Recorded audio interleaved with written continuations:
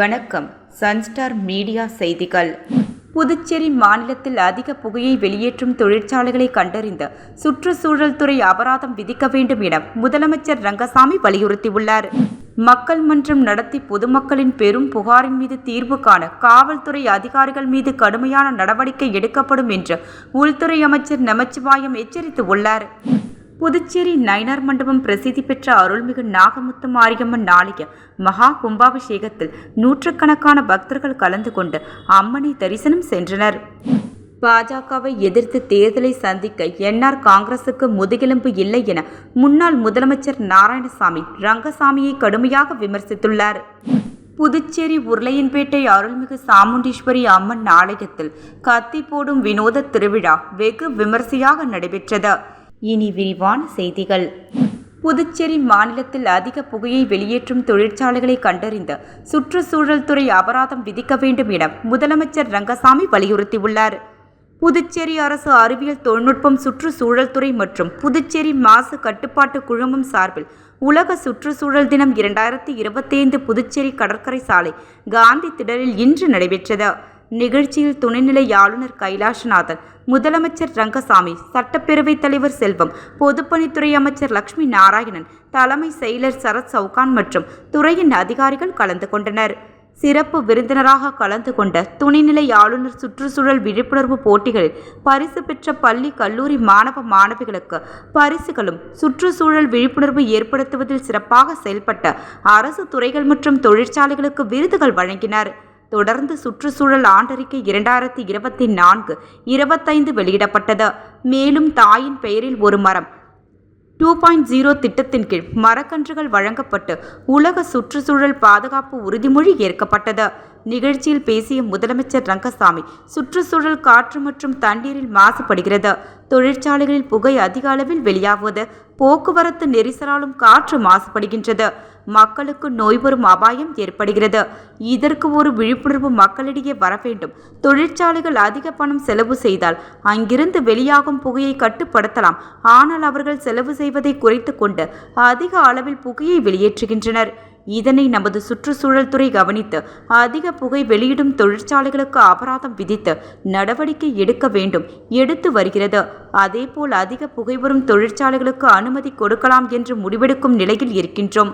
சிறிய மாநிலமான புதுச்சேரியில் எந்த மாதிரியான தொழிற்சாலைகள் வரலாம் என்று அரசு உணர்ந்தவாறு முடிவுகளை எடுத்து வருகிறது.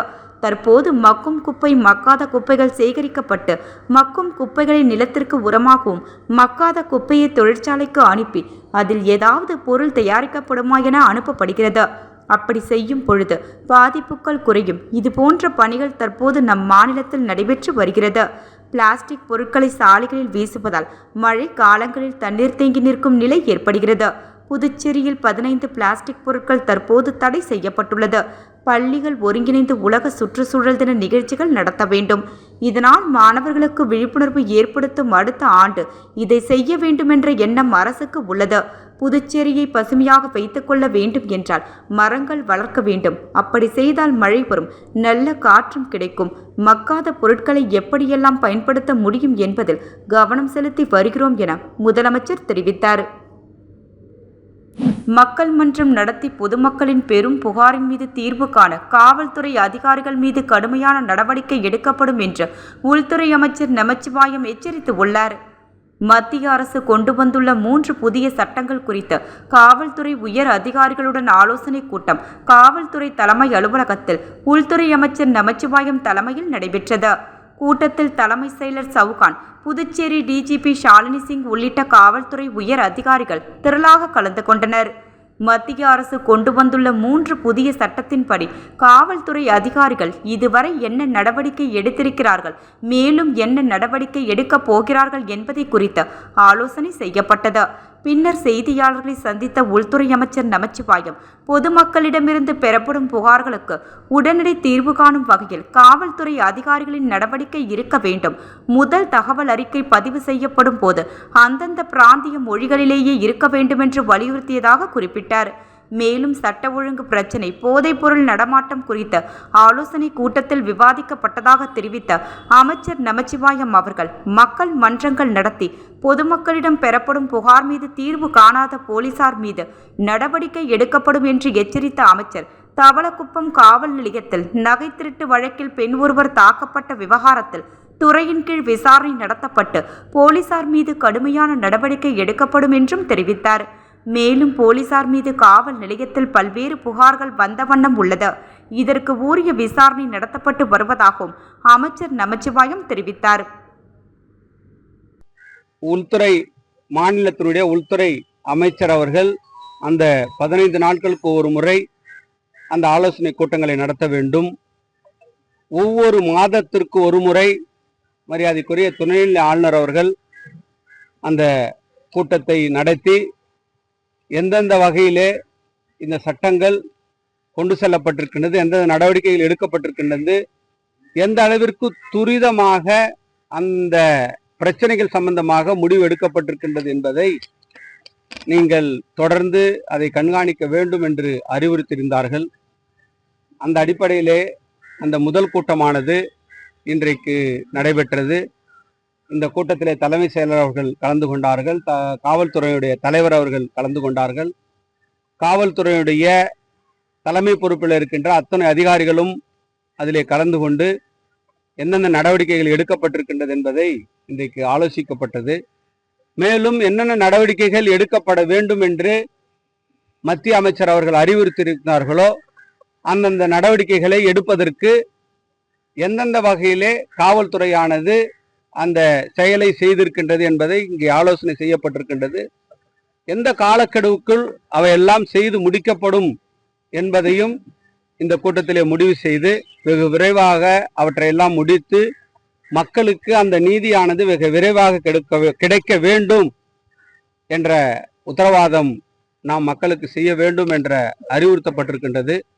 அந்த அளவிலே தான் இந்த கூட்டமானது இன்றைக்கு நடைபெற்றிருக்கின்றது. அது மட்டும் இல்லாமல் சட்டம் ஒழுங்கு சம்பந்தமாக எடுக்க வேண்டிய பல்வேறு நடவடிக்கைகள் மற்றும் போதைப் பொருள் தடுப்பு சம்பந்தமாக பல்வேறு நடவடிக்கைகள் மற்றும் இன்றைக்கு காவல்துறையிலே எடுக்க வேண்டிய சீர்திருத்த நடவடிக்கை, குறிப்பாக காலி பணியிடங்களை நிரப்புகின்ற நடவடிக்கை, அது மட்டும் இல்லாமல் பதவி உயர்வு போன்ற பல்வேறு விதமான நடவடிக்கைகளை எடுப்பதற்கான ஆலோசனை கூட்டமானது நடைபெற்றிருக்கின்றது.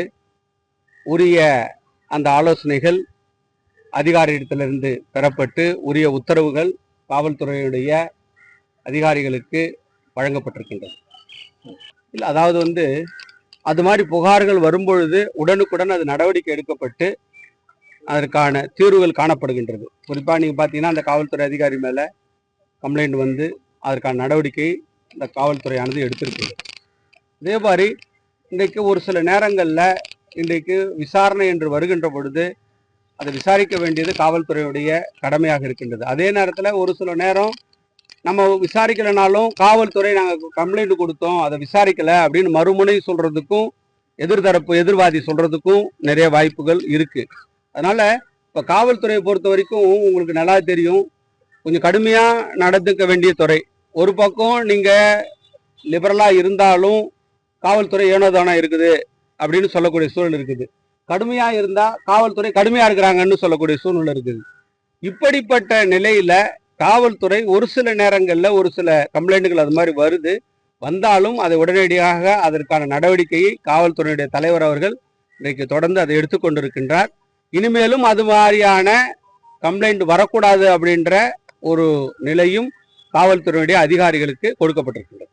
இடமாற்றம் பண்ணியிருக்கோம், அடுத்து டிபார்ட்மெண்ட் என்கொயரி இருக்கு, அதெல்லாம் முடிஞ்ச பிறகு தான் நம்ம நடவடிக்கை. ஏன்னா அதுக்குன்னு பார்த்தீங்கன்னா ஒரு சில சட்டத்திட்டம் இருக்கு. நம்ம எடுத்த உடனே எடுத்தங்கவுத்தோடு நம்ம எதையும் நம்ம பண்ணிட முடியாது. அதை விசாரணை பண்ணி தான் ஒரு முடிவு எடுக்க முடியும். இப்போ யார் பேர்லையாவது ஏதாவது ஒரு கம்ப்ளைண்ட் கொடுத்தது அப்படியே நம்ம எடுத்துக்கிட்டு அதை நடவடிக்கை எடுக்க முடியுமான்னா அது எடுக்கிறதுக்கு வழி இல்லை. அதை முதல்ல விசாரிக்கணும். அதனுடைய உண்மைத்தன்மை என்ன நடந்திருக்குது, அது உண்மையா என்ன நடந்ததுன்றதை விசாரிச்சு தான் ஒரு நடவடிக்கை எதிலுமே எடுக்க முடியும். அதனால அது விசாரணை நடந்துகிட்டு இருக்கு, விசாரிச்சு இறுதி முடிவு எடுக்கும். சார், இந்த மக்கள் மன்ற நிகழ்ச்சி நடத்தப்படுது இல்ல, இது வரைக்கும் பாத்தீங்கன்னா மக்கள் மன்றத்துல நிறைய பிரச்சனைகளுக்கு தீர்வு காணப்பட்டிருக்கின்றது. ஒரு சில பிரச்சனைக்கு வேணா தீர்வு காணாமல் இருக்கலாமே தவிர மட்டும்தான் முடிக்கிறாங்க. இல்ல அதாவது ஒரு சில விஷயங்கள் வந்து மக்கள் மன்றத்திலேயே வந்து முடிச்சிட முடியுமான்னு சொன்னா நிச்சயம் முடிச்சாது. ஏன்னா அதுக்குன்னு ஒரு சில சட்டத்திட்டங்கள் இருக்கு. அந்த சட்டத்திட்டத்தை ஃபாலோ பண்ணி தான் அதை முடிக்க முடியும். அதுக்கு ஒரு சில காலக்கெடு ஆகும். அதனால இன்னைக்கே வந்து அந்த உடனே முடிச்சிட முடியுமா? ஒரு அடிதடி பிரச்சனை அந்தந்த கேஸுடைய தன்மையை பொறுத்து இருக்குது. அது முடிகிற பிரச்சனை அந்த கேஸுடைய தன்மை, அந்த கேஸ்ல என்ன செக்ஷன்ல அந்த கேஸ் போட்டிருக்காங்க, அது நான் பெயிலபிள் கேஸா பெயிலபிள் கேஸா, அது என்னன்றதை பார்த்து தான் முடிவெடுக்க முடியும். ஒரு சில நேரத்தில் சிவில் கேஸா இருக்கும். அந்த சிவில் கேஸை வந்து போலீஸ் முடிவெடுக்க முடியாது, அது கோர்ட்டு தான் முடிவெடுக்க முடியும். அதுக்கு வந்து போலீஸுக்கு அதிகாரம் இல்லை. அது மாதிரி ஒரு சில விஷயங்கள் இருக்கு. அந்தந்த கேஸுடைய தன்மையை பொறுத்து தான் அந்த மக்கள் மன்றத்துடைய முடிவு அமையுமே தவிர, இன்னைக்கு மக்கள் மன்றத்தில் வந்து சொல்லிட்டா எல்லாத்துக்கும் தீர்வு கண்டிட முடியும்னா எல்லாத்துக்கும் தீர்வு காண முடியாது. எதுக்கெல்லாம் தீர்வு காண முடியுமோ அதுக்கெல்லாம் தீர்வு காண்றாங்க. சின்ன பிரச்சனைகள் தீர்வு காண முடியுதா? ஒரு சமரச தீர்வு பண்ண முடியுதான்னா அதுக்கு தீர்வு காண முடியும். எல்லா பிரச்சனைக்கும் மக்கள் மன்றத்தில் தீர்வு, இன்னைக்கு ஒரு கொலை கொட்டுறதுக்கு மக்கள் மன்றத்தில் தீர்வு காண முடியுமா? முடியாது. இதுதான் அங்க இருக்கிற விஷயமே தவிர, இதனால வந்து எதெல்லாம் தீர்க்கப்படுதோ அதெல்லாம் தீர்க்கப்படுது. இருந்தாலும் இன்றைக்கு இது மாதிரி ஒரு கேள்வி வந்துட்டதால அது சம்பந்தமா என்ன நடந்திருக்கு, எந்தெந்த செஷன்ல என்ன நடந்திருக்குன்னு இனிமே அதையும் வந்து ஆய்வு செய்யலாம். இப்போ பாத்தீங்கன்னா அதுக்கான வந்து சைபர் டீம் வந்து இன்னைக்கு வந்து அதுக்கான எல்லா முயற்சியும் தொடர்ந்து எடுத்துக்கிட்டு இருக்கோம். அது வந்து இந்த மெயில் வந்து பாத்தீங்கன்னா ஒவ்வொரு நேரத்துல ஒவ்வொரு மெயில்ல இருந்து வந்துகிட்டு இருக்கு. அது சம்பந்தமா மத்திய அரசை வந்து நம்ம அணுகி அவங்க கிட்ட இருந்து நம்ம வந்து அசிஸ்டன்ட் கேட்டிருக்கிறோம். அதற்கான இது கேட்டிருக்கிறோம், அதுக்கான உதவி கேட்டிருக்கிறோம். எங்களுக்கு வந்து இதுல வந்து கொஞ்சம் உதவி தேவைப்படுது, நீங்க கொடுங்கன்னு கேட்டிருக்கிறோம். அந்த இது வந்த பிறகு அதற்கான தீர்வு, அதுக்கான நடவடிக்கை தொடர்ந்து எடுத்துக்கிட்டு இருக்கிறோம். நிச்சயமா வெகு விரைவா உரிய தீர்வு நிச்சயமா கிடைக்கும். நன்றி. புதுச்சேரி நயினார் மண்டபம் பிரசித்தி பெற்ற அருள்மிகு நாகமுத்து மாரியம்மன் ஆலய மகா கும்பாபிஷேகத்தில் நூற்றுக்கணக்கான பக்தர்கள் கலந்து கொண்டு அம்மனை தரிசனம் சென்றனர். புதுச்சேரி நயினார் மண்டபம் பிரசித்தி பெற்ற அருள்மிகு நாகமுத்து மாரியம்மன் ஆலயத்தின் மகா கும்பாபிஷேகம் இன்று வெகு விமரிசையாக நடைபெற்றது. கடந்த வாரம் கணபதி ஹோமம், விக்னேஸ்வர பூஜையுடன் தொடங்கிய கும்பாபிஷேக விழாவில் அம்மனுக்கு பல்வேறு ஆராதனைகள் நடைபெற்றது. தொடர்ந்து முதல் கால யாகசாலை பூஜை தொடங்கி 4 கால யாகசாலை பூஜைகள் நிறைவடைந்து கடம் புறப்பாடு நடைபெற்றது. தொடர்ந்து புனித நீர் கோவிலில் உள்ள ராஜகோபுரம் மற்றும் கோவிலில் உள்ள பரிவர தெய்வங்களுக்கு புனித நீர் ஊற்றப்பட்டு மகா கும்பாபிஷேகம் நடைபெற்றது. இதில் முதலியார்பேட்டை தொகுதி சட்டமன்ற உறுப்பினர் சம்பத், அரியாங்குப்பம் தொகுதி சட்டமன்ற உறுப்பினர் பாஸ்கர் என்கின்ற தட்சிணாமூர்த்தி உள்ளிட்ட முக்கிய பிரமுகர்கள் மற்றும் புதுச்சேரியின் பல்வேறு பகுதிகளை சார்ந்த ஏராளமான பக்தர்கள் கலந்து கொண்டு அம்மனின் அருளை பெற்று சென்றனர். கும்பாபிஷேகத்தை தொடர்ந்து கடலூர் புதுச்சேரி சாலையில் போக்குவரத்து மாற்றி விடப்பட்டு 50க்கும் மேற்பட்ட போலீசார் பாதுகாப்பு பணியில் ஈடுபடுத்தப்பட்டு இருந்தனர். கும்பாபிஷேகத்திற்கான ஏற்பாடுகளை ஆலய தனி அதிகாரி மற்றும் முக்கிய நிர்வாகிகள், ஊர் பொதுமக்கள், இளைஞர்கள் செய்திருந்தனர். பாஜகவை எதிர்த்து தேர்தலை சந்திக்க என்ஆர் காங்கிரசுக்கு முதுகெலும்பு இல்லை என முன்னாள் முதலமைச்சர் நாராயணசாமி ரங்கசாமியை கடுமையாக விமர்சித்துள்ளார். அவரது இல்லத்தில் இன்று செய்தியாளர்களை சந்தித்த நாராயணசாமி, இந்தியா மீது பாகிஸ்தான் தாக்குதல் நடத்தியதில் எவ்வளவு இழப்பு ஏற்பட்டு இருக்கிறது என்றும், சமாதானம் பேச இந்தியாவிற்கு அமெரிக்க அதிபர் ட்ரம்ப் அழுத்தம் கொடுத்தாரா என்பதை குறித்து பிரதமர் விளக்க வேண்டும் என்றார். தமிழகத்தில் உள்ள இலங்கை அகதிகள் மீண்டும் தாயகம் திரும்பும் போது அவர்களுக்கு இலங்கை அரசு பாதுகாப்பு அளிக்காதது கண்டிக்கத்தக்கது. அவர்களுக்கு இலங்கை அரசு வாழ்வாதாரத்தை உருவாக்கி கொடுக்க வேண்டும். இதனை இந்தியா அரசு உற்று கவனிக்க வேண்டுமென வலியுறுத்தினர். விமானத்தில் செல்ல பழக்கம் இல்லாததால் நிதி ஆயோக் கூட்டத்தில் ரங்கசாமி கலந்து கொள்ளவில்லை என்று சபாநாயகர் செல்வம் கூறுவது ஏற்றுக்கொள்ள முடியாது.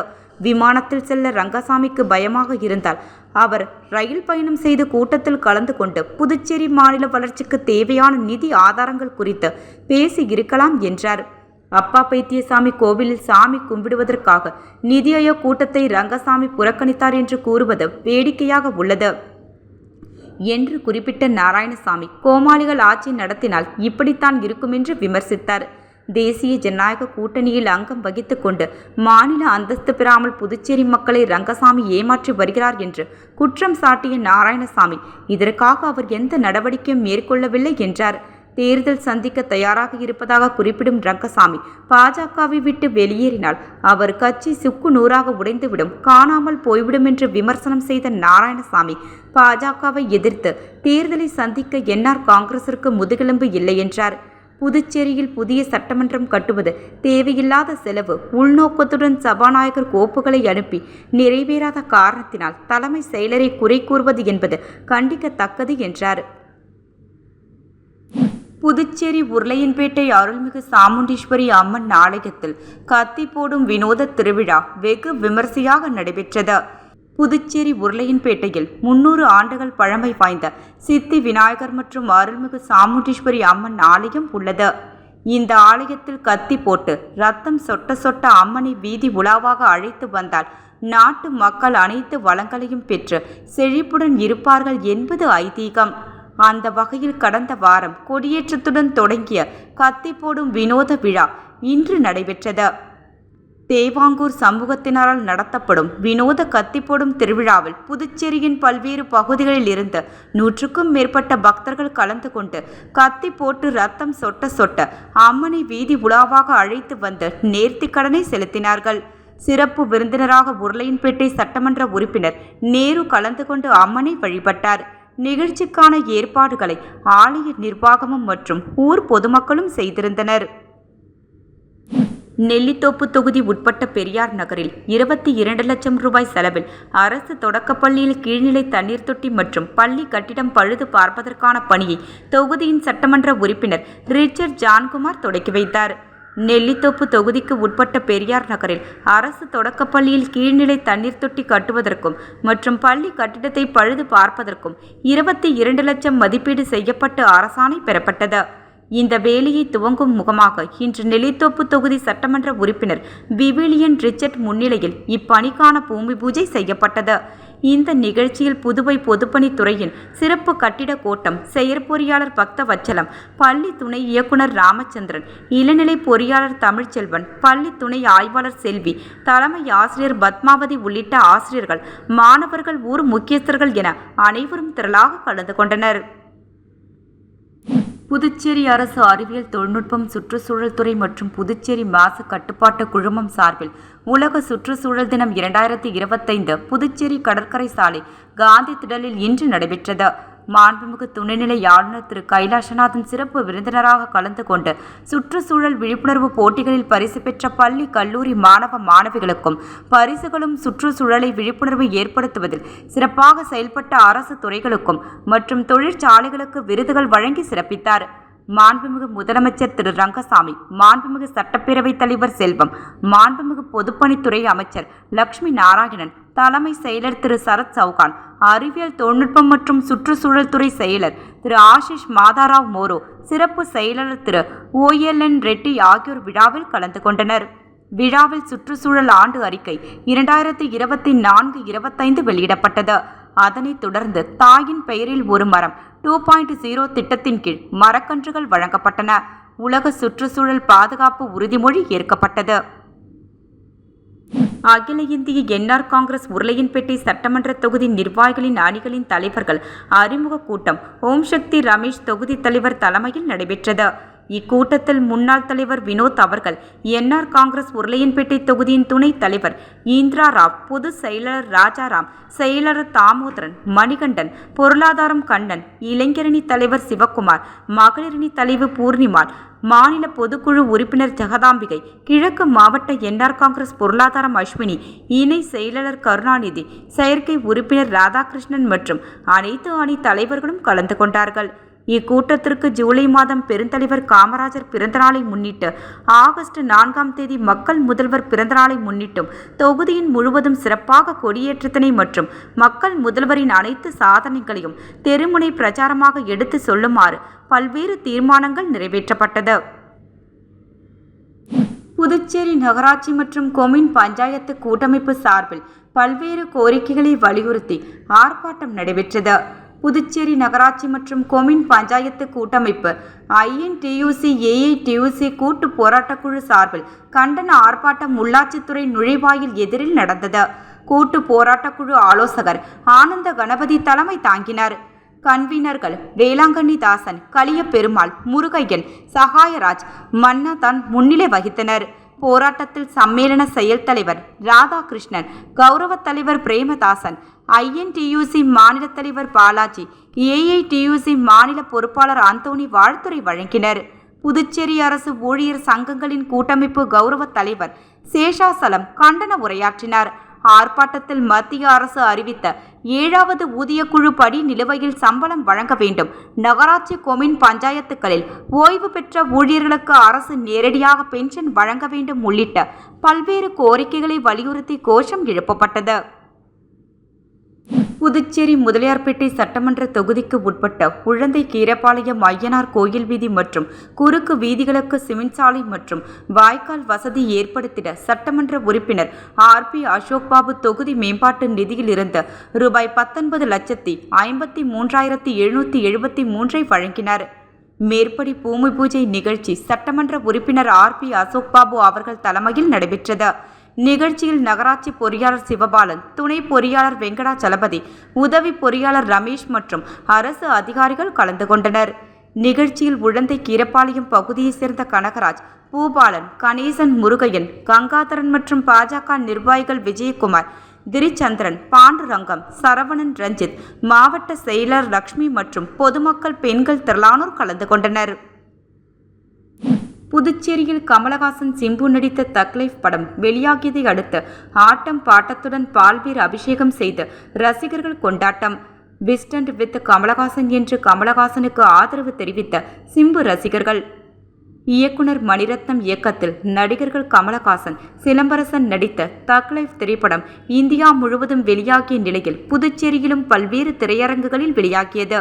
குறிப்பாக காந்தி வீதியில் உள்ள பாலாஜியில் வெளியாகிய நிலையில் புதுச்சேரி சிம்பு நற்பணி மன்ற தலைவர் பாபு தலைமையில் ரசிகர்கள் பால்பீர் அபிஷேகம் செய்தும் பட்டாசுகள் வெடித்தும் பொதுமக்களுக்கு இனிப்புகள் வழங்கியும் வரவேற்றனர். இதுபோன்று பாலாஜி திரையரங்கு முன்பு சிம்பு ரசிகர்கள் சார்பில் நடனம் ஆடியும் பூக்களை தூவியும் படத்தை வரவேற்றனர். தொடர்ந்து தற்போது கர்நாடகாவில் நிலவி வரும் மொழி பிரச்சனையில் நடிகர் கமலஹாசனுக்கு ஆதரவாக சிம்பு ரசிகர்கள் பிஸ்டண்ட் வித் கமலஹாசன் என்று தங்களது ஆதரவை தெரிவித்தனர். மீண்டும் தலைப்புச் செய்திகள்.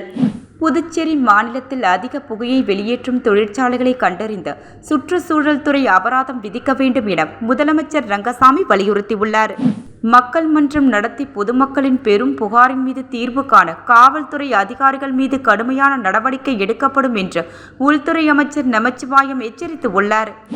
புதுச்சேரி நயினார் மண்டபம் பிரசித்தி பெற்ற அருள்மிகு நாகமுத்து மாரியம்மன் ஆலய மகா கும்பாபிஷேகத்தில் நூற்றுக்கணக்கான பக்தர்கள் கலந்து கொண்டு அம்மனை தரிசனம் சென்றனர்.